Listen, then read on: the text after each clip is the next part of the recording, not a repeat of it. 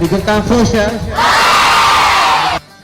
بەڕاستی ئەو نۆژەمکردنەوە پێویست بوو لە قوتابخانەکەمان پێویستی بە وەقفکردن هەبوو وەقفەکەمان بۆ کرا و هەندێک دابینی ڕەحلەکانمان بۆ دابین کرا.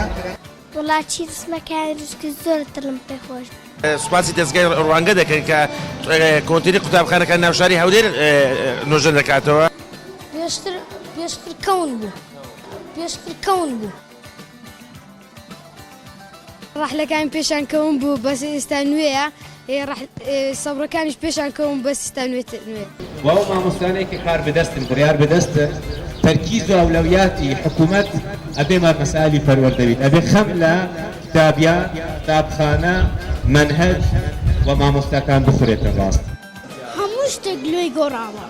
وڵای جیاوازی زۆری کردووە دەستان خۆش بلەوە و نێژەنکردنەوە و نوێکردنەوە و ڕەحلەکان و سەبرەکان دیوارەکان